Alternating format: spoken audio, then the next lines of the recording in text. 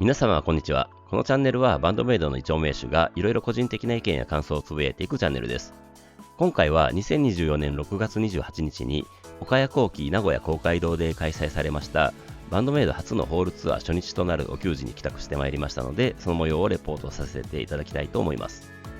今回は MC の内容が濃かったこともあり、動画が長くなってしまっていますが、ご容赦お願いします。今回も当日移動で新大阪から名古屋へ移動しますが、名古屋は近いので通勤ラッシュが終わってからの余裕な感じで移動します。名古屋はサラリーマン時代の最後に単身赴任もしながら勤めていた場所でしたが、会場がある鶴舞周辺には行ったことがなかったので、ある意味新鮮な感じです。名古屋駅に11時前くらいに着きまして、お名手仲間と合流して名古屋駅地下の伊能というお店へひつまぶしを食べに行きます。約3年ほど名古屋で仕事をしていたのですが、ひつまぶしは食べる機会がなかったので、20年ぶりくらいにいただいたひつまぶしは最高でした。それで名古屋駅から JR 東海道線で今回会場の岡谷工機名古屋公会堂がある鶴舞へ向かいます。会場に着いたのが12時過ぎくらいでしたので、まだ人は集まってない感じでしたが、海外リアクターのライアン・メアーさんとエスコートするポーさんとお会いできましたので、鶴舞公園内にあったプロントで一緒にお茶を飲んだりして、14時くらいに再度会場へ向かいました。会場に着くとすでに20人くらいが物販並んでおられました。物販開始の15時半にはまだ1時間以上ありましたが、並ぶことにしました。すると雨足が増してきて、なんか東京からの新幹線が止まったとかいうニュースも入ってきて、さえちゃん気合入りすぎと思いながら1時間半ほど並んで物販を購入します。今回はツアー T シャツとご当地 T シャツ、タオル2種類とくじ10枚購入しました。くじの結果はなんとステッカー5枚とキーホルダー5個といつも通りの感じでした。それでこれもいつも通りですが、物販買ったので荷物を置くのとチェックインするためホテルへ向かいます。ただこの時点で豪雨と言ってもいい状況でしたので、ポーさんとライアン・メアーさんと近くのホテルだったため、タクシーに同乗させてもらって栄の南東方面に取ったホテルに無事着くことができました。ホテルにチェックインして荷物を置いてご当地 T シャツに着替えて再び会場へ向かいます。ちょっとさえちゃんが落ち着いたのか小ぶりになっていましたので徒歩で向かいます。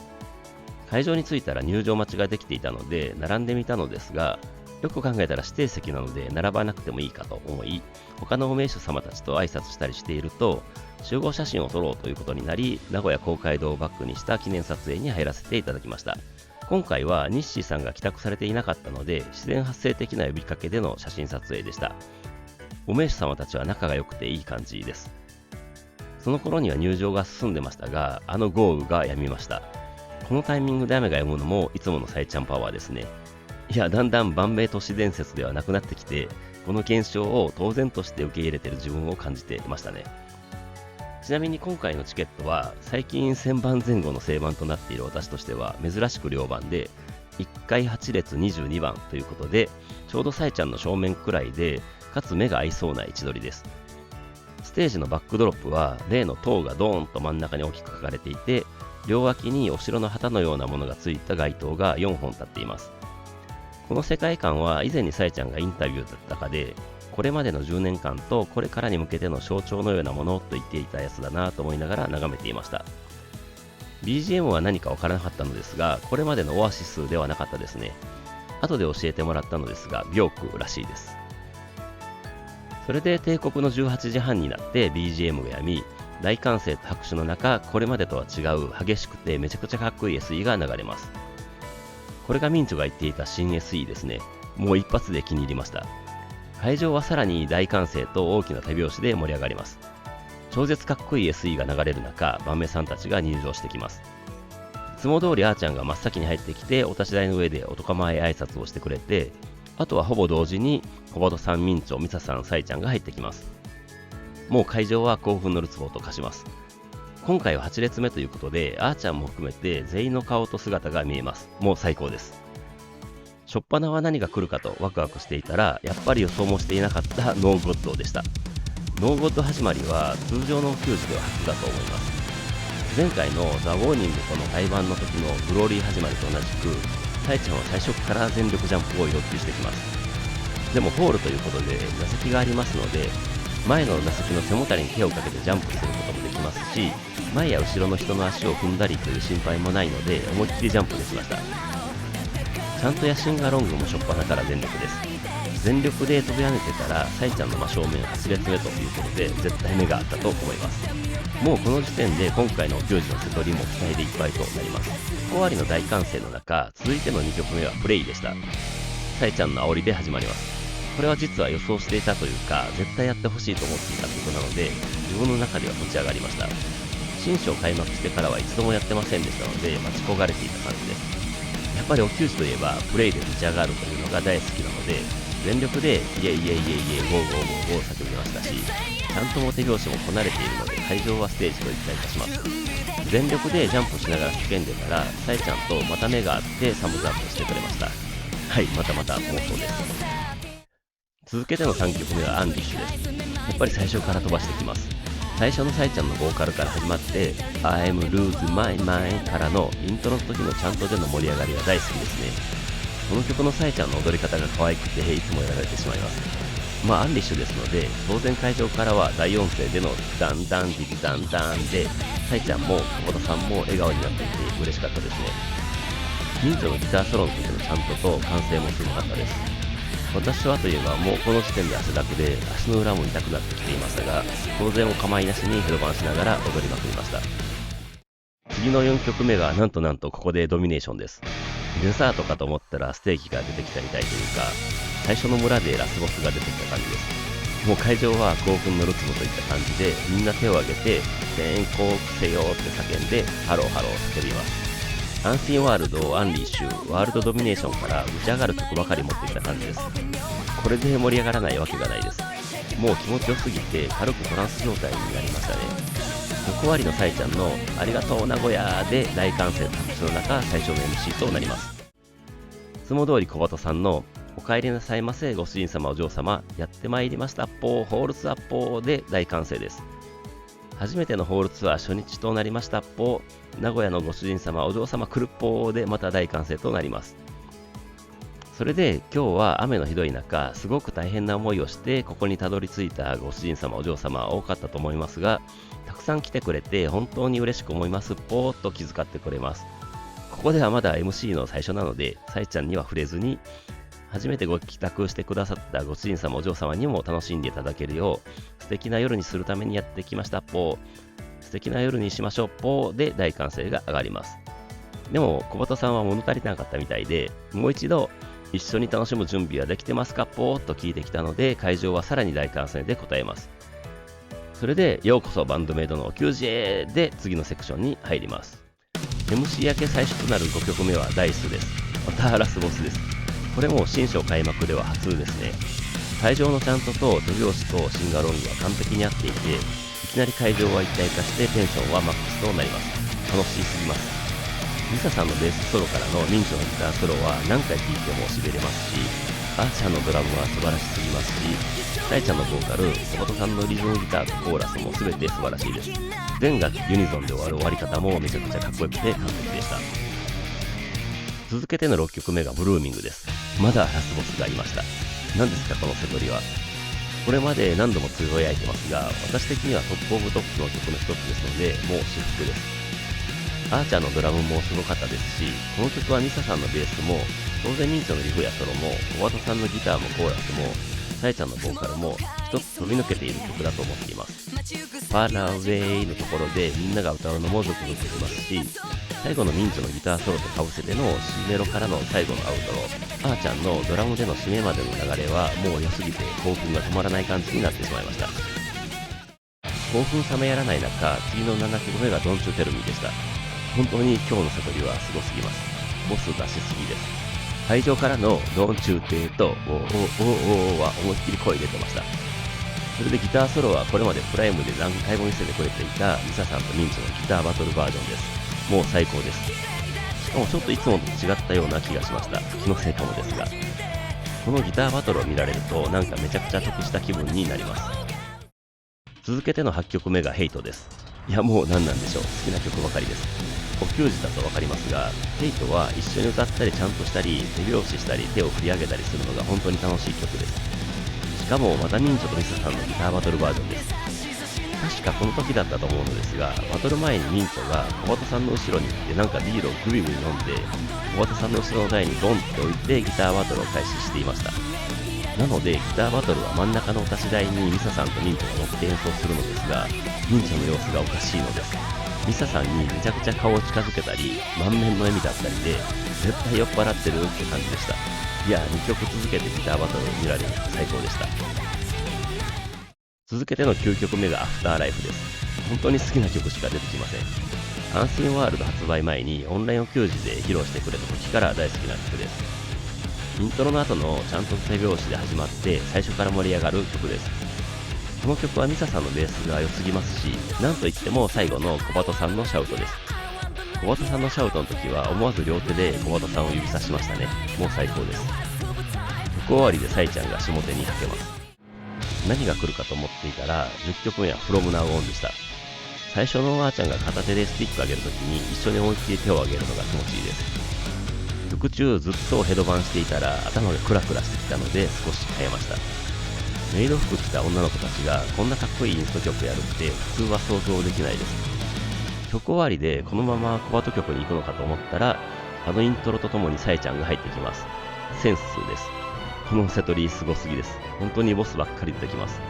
いや、もともとバンドメイドの曲がボスばかりということなんですかね。最初にこの曲を聴いた時の曲の構成の凄さに対する衝撃もすごかったですが、お給仕でやってくれるとまた違った角度で一緒に乗れる曲でもあるという楽しさもあります。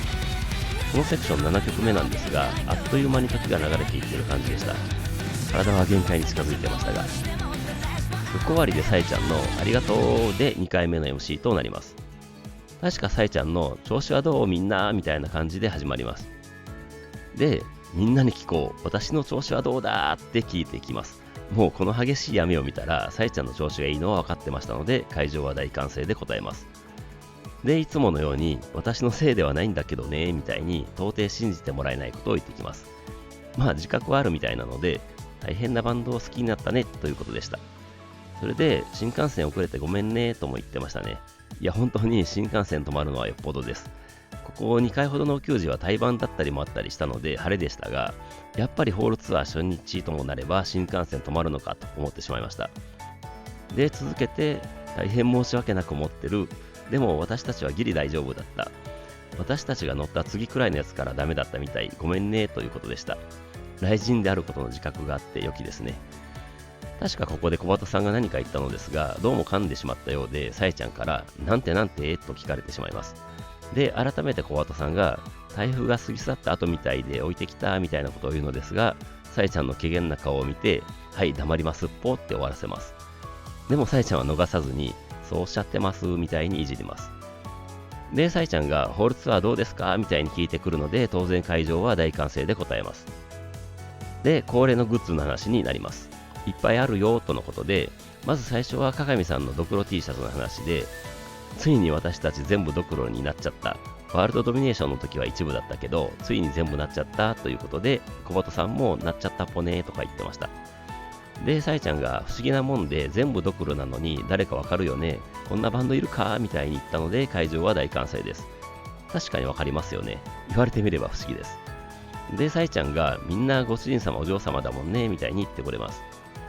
それで次にツアー T シャツの話になって、小鳩さんがよきっぽみたいに言ったら、さえちゃんがよきっぽって無感情な感じで繰り返して、なんか耳に引っかかるなとか言ってましたね。すると小鳩さんがポって言ってくれたっぽとかいじったら、さえちゃんが言ったことあるよとか言い返します。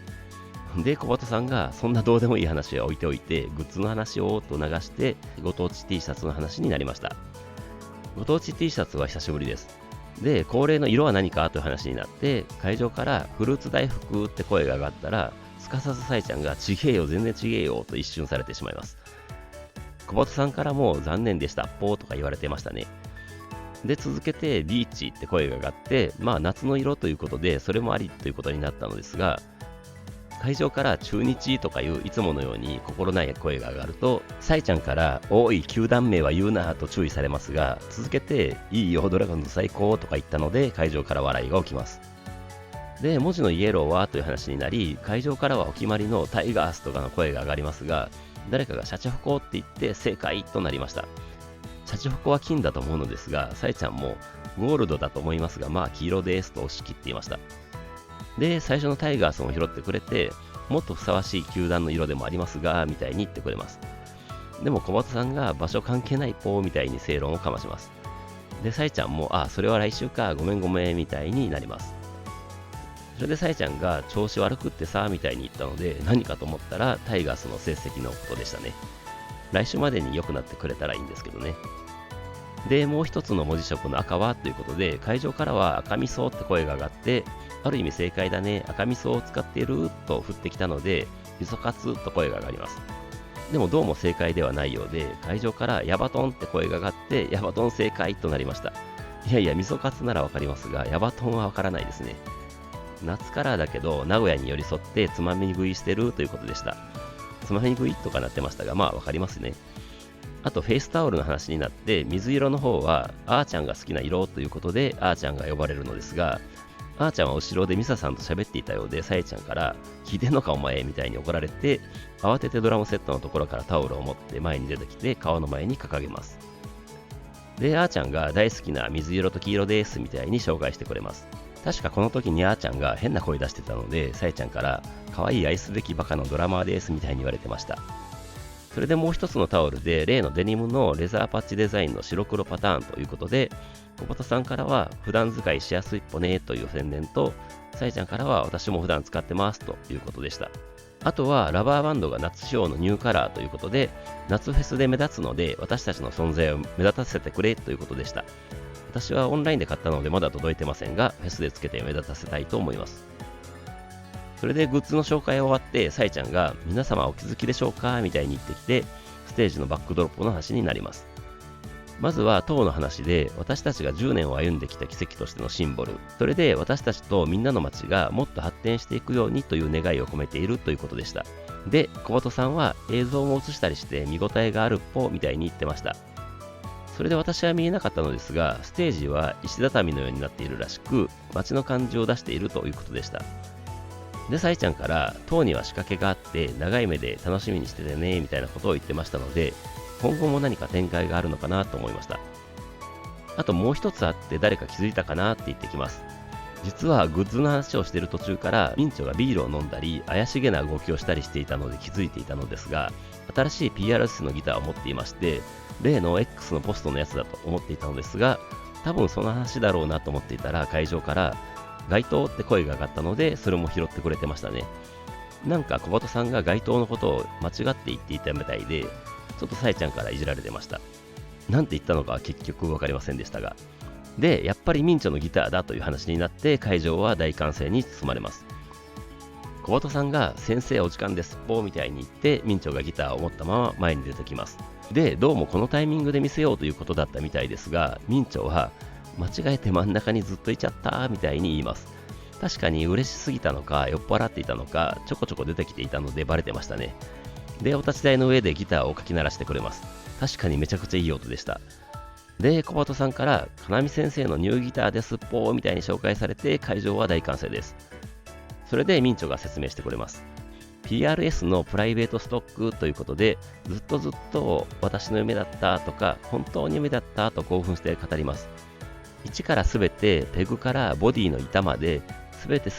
選ばせていただく、すべて一から作るプライベートストック、これが夢だったんですと超興奮状態で叫んでギターを弾いて、会場も大歓声となります。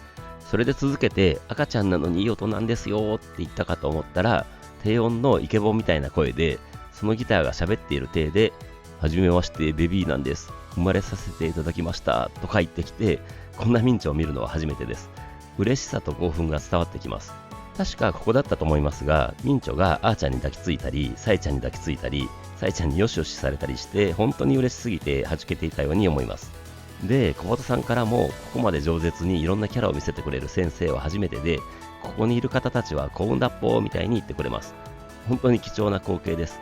これだから全てのお給仕に帰宅しなければとなってしまいます。で、小鳩さんから、かなみちゃんの素敵なギターでバンドメイドの素敵な楽曲を作り、素敵な音楽を奏でてくれると思いますっぽー。皆様、かなみちゃんのギター、これからもよろしくお願いしますっぽーみたいに言って、会場は割れんばかりの拍手と大歓声に包まれます。で、みんなでおめでとうと言おうということになって、せーので会場からおめでとうの大声援が上がって、最後にミンチョがありがとうございます。いい曲もいっぱい作って、お給仕も頑張るので、みんな楽しんでホールツアー行きましょうって叫んで、またまた大歓声となります。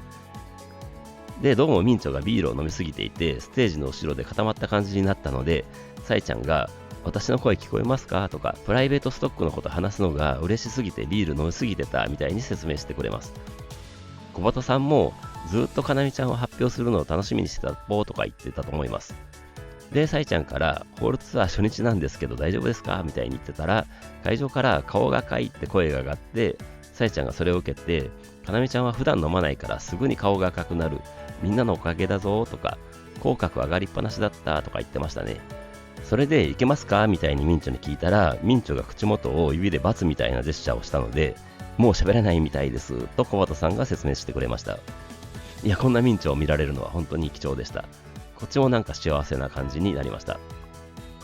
それでサイちゃんが会場に向かって、後半戦行きたいんですけど、名古屋の皆さん行けますかで大歓声となり、楽しんでくださいというサイちゃんの言葉で、ある意味伝説的な MC が終わって後半戦突入です。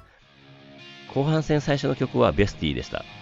ミンチョのニューギターでのリフから始まります。本当にいい音です。ミンチョも酔っ払いながらよく弾けるなと思いましたが、よく考えたらガールズバンドでベースとリードギターがどちらもお酒飲んで演奏してるってなかなかすごいです。でも演奏は完璧でしたし、ベスティはまだ新しい曲なので、やればやるほどこなれてきて良くなってきている感じです。後半戦はゆっくり始まる感じのこの瀬取りはさすがサイちゃんだと思いましたね。小鳩さんが言った通り、バックドロップに綺麗な映像が映し出されていて、曲とも合ってましたね。ミドルテンポセクションということで、次の13曲目はデイドリーミングでした。本当にボスしか出てきません。この曲のアーチャーのドラムは本当に好きなので、ほぼ正面に見えるアーチャーのドラミングを堪能できましたし、ほろ酔いのミンチョのリフとギターソロは貴重でした。この時は確か夕方のような映像で、これも曲にバッチリ合っていた感じでした。ソロ終わりで大サビ前の小鳩さんのデイドリーミングインオービューのところは、リズム隊の盛り上げもあって、ステージと会場が一体化して最高に盛り上がります。最後のサイちゃんの Be My Soul はいつもですが鳥肌ものでした。続けての14曲目はヨーローでした。六本木でも聴けましたが、ヨーローはいいですね。会場はもう本当に大盛り上がりでしたし、結構初期の曲なのにバンドメイドしか作れないと思える構成の曲です。ミンチョのギターソロのタッピングもバッチリでしたし、C メロからの大サビへのつなぎは何回聴いても痺れます。続けての15曲目がなんとエンドレスストーリーです。いやいや、ボス多すぎです。思いっきりシンガロングして手と頭を振って汗だくになってこっちの声も枯れてきますが、ランナーズハイのような何とも言えない気持ちよさが襲ってきます。曲終わりでサイちゃんから最高ももらいました。本当に最高です。次の16曲目はチューズミーです。いや、もう何も言えません。すごいセトリです。美味しいものだらけですでにお腹いっぱいなのに美味しすぎてまだまだ食べたいみたいな感覚です。エンドレスストーリーで声が出ない状態になってしまってましたが、チューズミーはちゃんと手拍子メインでいけるので声はまた回復できました。ミンチョのニューギターでのギターソロ2発は痺れましたし、最後の迷わずチューズミーで最高に盛り上がって終われます。曲終わりでサイちゃんが下手にはけたので、コアと曲が来そうです。ミンチョのかっこいいリフで始まった17曲目はブライテストスターでした。これまでに何度かお給仕で聴けましたが、今回はあーちゃんがほぼ正面だったので、この曲のドラムの凄さが改めて分かりました。ミンチョのリフもミサさんのベースも味わい深いです。というか、コアと曲ってなぜか全て楽器体が変則的な感じでめちゃくちゃ私好みなんですよね。このブライテストスターも例外じゃなかったです。早くアルバムでも聴きたい曲です。曲終わりの歓声の中、なぜかミンチョが上手にはけます。と思っていたら、なんとあーちゃんにスポットライトが当たってドラムソロが始まります。続けてミサさんのベースが加わって、小松さんが上手に移動してギターをかき鳴らしてきます。あ、これがミンチョがインスタカ X で言っていた3人編成のやつかと気づきましたが、めちゃくちゃかっこいいんです。あーちゃん、ミサさんはもちろんですが、なんといっても小松さんのギターがすごかったです。これは貴重なもの見て聴けてると興奮していたら、ミンチョがステージの真ん中に出てきて激しいリフを弾き始めます。シャンブルズです。ただでさえかっこいいシャンブルズがさらに何倍もかっこよくなって始まりました。もう言葉がない感じです。今回の給仕に帰宅できたことを幸運に思いながら、手を振ってちゃんとして手拍子して楽しみました。本当に各アルバムやシングル、新曲からつよつよの曲たちをまんべんなく選んできている感じです。本当にすごい悟りです。最後のサイちゃんのハーを聞き入ってから歓声と拍手を送るのはもう定番となりましたね。会場は興奮と歓声に包まれてましたが、その中でサイちゃんのどうだ名古屋の煽りで最後の MC が始まります。サイちゃんのかっこよかっただろ今の何もしてない私が言うのもなんだけどで大歓声です。小畑さんの成長を見てミンチョが泣きそうな感じで感激してかっこよかったとか言ってはしゃいでたので、サイちゃんがあれ喋ってますよみたいに言ってましたね。それで前の MC で喋らないと言ってたはずのミンチョが説明してくれるのですが、普段は私が0から1を作ってみんながその1を100とか200にしてくれる。私は0から1を作るのが得意なんだけど、それを200とかにするのはメンバーが得意なんです。でも今回のこの3人のセッションは3人で0から1を作ってくれたんですと教えてくれました。いや、それはすごいことです。0から1を作る才能と1を100、200にする才能は全然違うと思います。サイちゃんもバンドメイドとして一皮むけましたと言っていました。本当にそう思いましたね。どんだけ上昇志向があって努力家なんだと。いや、本当にいいものが見れて聞けました。多分この後のホールツアーでもやってくれると思いますので、今回ご帰宅できなかった方も楽しみにしていただければと思います。それで確かアルバムの話になって、ようやく終盤に差し掛かったということでした。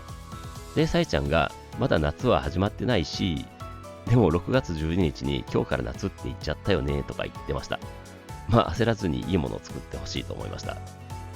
で、もう今年も半年経ったということで、怒涛の活動で時が経つのは早いと感じると思うけど、みんな同じだみたいなことも言ってましたね。そうですね、同じ思いです。あと確かプロテクト U の話にもなって、MV 見てくれたかとか言ってました。で、なんかよく聞こえなかったのですが、あーちゃんがなんか言ってたみたいで、小畑さんが聞こうとするのですが、さいちゃんが、小畑さんどうぞって感じでおまじないタイムに入らせます。小畑さんはだんだん小畑の扱いが雑になってきてるっぽーみたいなこと言ってました。それでおまじないタイムになるのかと思いきや、小畑さんがなんか思い出したように、面白い話があるっぽーみたいに話し始めます。なんでも、急にあーちゃんが楽屋で、小畑をブチ切れてみてよって言い出したらしいです。それでサイちゃんが説明してくれるのですが、今回ホールツアーということで初めての場所なので、初めてのスタッフさんがいたので、不仲仮説を出そうとしたということらしいです。何のためにと思いますが、まあこれがあーちゃんですよね。で、小畑さんが、どうも今回の楽屋の壁が薄くて、隣にいるスタッフさんたちに話し声が聞こえるだろうからということだったっぽみたいに言ったら、サイちゃんは、声大きいからいつも聞こえてるよみたいなことを言ってましたね。で、小畑さんが続けてその時の状況を説明してくれて、小畑それはいいよみたいにあーちゃんが言った時に小さい声で小畑ぶち切れてとか言ってたみたいです。いや、本当に仲いいですね。それで確かサイちゃんが小畑さんの真似みたいにふざけんじゃねえポーって言ったので会場は爆笑でした。ポってつけたら怒ってないみたいになるよねみたいなこと言ってたと思います。で、サイちゃんが聞きたかったなーみたいに言ったので小畑さんがサイちゃんとあーちゃんに向かってふざけんじゃねえポって言ったのですが、あーちゃんが会場のみんなに言ってよみたいに言ってきます。小畑さんはどういうことですっぽーみたいに戸惑いますが、サイちゃんからみんな可愛い小畑しか見たことないからみたいに促されます。で、小畑さんがそんなことないっぽねって会場に聞くのですが、みんな無反応だったので笑いが起きます。で、サイちゃんがそうそうムキムキの小畑見たもんねみたいに小畑さんが腕の筋肉を見せていた写真の件でいじります。それで小畑さんが絶好のタイミングで会場に向かってふざけんなぽーって言ってくれて会場は笑いと歓声に包まれます。さえちゃんも満足したように笑ってました。このタイミングといいさすが小畑さんという感じでした。で、なんとかこの話題は収まっておまじないタイムと小畑さんが叫んでやっとおまじないタイムに入ります。でもこれも実は一筋縄ではいきませんでした。それで小畑さんがホールツアー初のおまじないタイムですっぽということで、久しぶりに初めての人って会場に聞いたら結構手が上がったので、今日はおまじないタイム記念日だっぽみたいなことを言っていました。それでおまじないタイムの説明を軽くして、今回は3回まであるのでまずは3回から始めるということになりました。で、小鳩さんが萌え萌えって言ったら、3階はそんなに人が多くなかったと思うのですが、かなりの音量で萌え萌えって帰ってきたので、私を含む1階も小鳩さんもおおって感心する感じになって、続けて2階のご主人様お嬢様萌え萌えって言ったら、また大声で萌え萌えって帰ってきます。会場は大盛り上がりとなります。で、いよいよ1階かと待ち構えていたら、いつものごとく後ろのメンバーがふざけ出して、あーちゃんが語尾を上げる感じで、萌え萌えとか言い出します。なんかメンバーで流行ってるとからしく、さやちゃんがやってみーとか言って、あーちゃんが萌え萌えって見本を見せてくれます。これでやってみようみたいな流れになって、仕方なく小鳩さんが、1階のご主人様お嬢様、萌え萌えって言ったら、会場からかなり完璧に萌え萌えって帰ってきます。小鳩さんは思わず上手って驚いて、さえちゃんもこんな無茶ぶりに答えてくれるってすごいとか、小鳩さんも成長できてる気がするっぽねとかって褒めてくれました。それで2階3階のご主人様お嬢様も言いたいかもということで、さえちゃんからキューンの方は難しいよとアドバイスをしてくれてました。それで小鳩さんが全員のご主人様お嬢様キュンキュンって言ったら、会場全体からキュンキュンってバッチリ帰ってきて、小鳩さんもさえちゃんもすごいって感心してましたね。さえちゃんも楽しいねって楽しんでくれてましたし、小鳩さんもまた成長できたっぽーみたいに言ってました。それで確かさえちゃんだったかが萌え萌えって言って会場からも返したので、あーちゃんのミサさんも参戦してきて、それぞれがキュンキュンとかやって会場からもキュンキュンって返したり、ミンチョがめっちゃ可愛い声で萌え萌えってやって会場から萌え萌えって返したりして、笑いとともに拍手と歓声が起きます。ミンチョの声が高くて可愛すぎたので、小鳩さんはなんか一人だけオクターブが違うみたいなこと言ってましたね。で、改めて小鳩さんが全員でと言って、萌え萌え、キュンキュン、バンドメイドとか、最後は名古屋とやって、いつもとは少し違うおまじないタイムが展開されます。それで、ズッキュン、バッキュン、ドッキュン、シャチホコでシャチホコポーズをする小鳩さんに会場は大歓声となって、最後はいつものズッキュン、バッキュン、ドッキュン、萌え萌え、キュンで、またまた歴史的なおまじないタイムは終わりました。1階席の私たちは結局普通の萌え萌えはなしでしたね。いやいや、これまた貴重な体験でした。それで最終セクションに入るべく、おまじないタイムの最後のジャーンにかぶせて、さえちゃんが、お前らこの曲が聴きたかったんじゃないかみたいな全力な煽りが来ます。ひょっとしてと思ったら、そうです。最終セクションの最初となる19曲目は、なんとプロテクト U です。まだアニメ開始前なので、多分大阪までやらないだろうと思っていたので、本当にびっくりしました。ティザーとかアニメの MV とはまた全然違って、生の演奏でフルコーラスで聴くプロテクト U はめちゃくちゃすごい曲です。いきなりフルコーラスをお給仕で聴けるとは本当に嬉しくて驚きで、最後のうららららららうららららは私も含めて会場も全力で歌えましたし、最後のさえちゃんだけで歌ううららららららうららららはさえちゃんにスポットライトが当たって神々しい感じで演出されてました。めちゃくちゃかっこよかったです。興奮冷めやらない会場の歓声の中、次に始まった20曲目がアローンです。もう本当にラスボスばっかりです。やっぱりアローンはあーちゃんのドラムを見てしまいます。何回見てもすごいとしか言いようがないスティックさばきです。シンガロングもウォーウォーウォーウォーってみんなで歌うところも本当に好きですね。バンドメイドの曲の中で一番好きなこのアローンのギターソロもミンチョのニューギターで堪能できましたし、やっぱりアローンは会場のノリもこなれているので本当に盛り上がります。続けての21曲目がディファレントでした。最後の体力を振り絞ってジャンプします。この曲は縦乗りなので首も足の裏も限界に出してきます。でもめちゃくちゃ楽しいです。手拍子にも力が入ります。いや本当にすごいセトリです。さっきも言いましたが、またランナーズハイのような感じになってふわふわした感覚になってました。ディファレントはやっぱり Let's go it's show time って叫べるところが好きですし、あーちゃんの2ビートのドラムが至高です。という状況なのに次の22曲目がマギーです。本当に感覚がなくなってきた足の裏を無視してジャンプしまくります。マギーは本当にお給仕で盛り上がりますし、楽器隊のサイちゃんも楽しそうにやってくれますし、これからも定番になるだろうなと思いました。この曲もお給仕では何度も聴けてますが、早くアルバム音源も聴きたい曲ですね。曲終わりで本当に体力の限界に達したところで、さえちゃんのありがとう名古屋、次がラストだの雄たけびで始まったのがインフルエンサーでした。ここれも私的トップオブトップの曲の一つなので、もう今回のお給仕の瀬戸りは驚愕的に私ドップというか、もう言葉にはできないくらいの高揚感でした。全力で手拍子しながら限界に達している腕と足腰を動かして楽しみます。それで信じられないことが起こります。サイちゃんのラップの後、ミサさんのベースソロが始まって、フォーカスオンバースのところでミンチョがミサさんと同じお立ち台に立ってギターソロを弾き始めます。最初ミンチョ酔っ払って間違えて早く入ったのかと思ったのですが、当然そうではなく、なんとこの日3回目のギターバトルです。こんなことってあるという信じられない光景です。確かアーチャーのドラムソロもありましたね。後で誰かが X でポストしてましたが、そうです、新インフルエンサーです。いや、なんてすごいものを見られてるんだろうと感動しました。最後のサイちゃんと小畑さんのロングトーンと大サビの後、じゃんじゃんじゃんって感じのめちゃくちゃかっこいい終わり方で新インフルエンサーは終わって、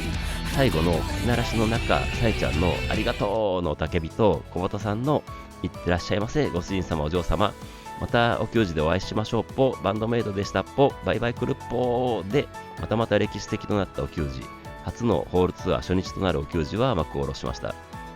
毎回歴史的って言ってしまってますが、本当にそうなんで仕方ないですよね。いや、本当にすごすぎる瀬戸りでした。私的にはバンドメイドを発見し、バンメ沼にはまってから、今回で22回目のお給仕帰宅となったのですが、本当に毎回驚かせてくれますし、感動を与えてくれますし、笑わせてもくれますし、一度として同じ瀬戸りだったこともなかったですし、こんなのって本当に信じられないホスピタリティだと思います。ますますこれからのお給仕の帰宅意欲が高まるお給仕でした。あとみんないつも通りすごかったのですが、あえて言うとこの日のお給仕の主役は明朝だったと思います。絶対普段のお給仕では見られない嬉しさ全開で、本当に幸福感に包まれた饒舌な明朝が見れたのは貴重だったと思います。サイちゃんのいつものポストは、ふう、Thank you all, awesome time。ホールツアー初日名古屋ありがとうございました。最高な時間を一緒に過ごせて嬉しかった。最高な夜でした。初日からバンドメイドらしいお給仕になってとっても満足。また遊ぼうねでしたね。本当に最高でした。この最高のホールツアー初日を終えて、打ち上げでお名手様仲間たちと飲んで食べて、12時前ぐらいにホテルに戻り、ホテルの大浴場で最高な酔いに浸りながら酷使しきった腕と腰と足と足の裏を癒して、この最高の日を終えました。次のお給仕は来週の地元大阪でのホールツアー2カ所目となるフェニーチェ堺でのお給仕です。もう楽しみしかありません。ワクワクして待ちたいと思います。はい、ということで今回は以上です。それではまた次回。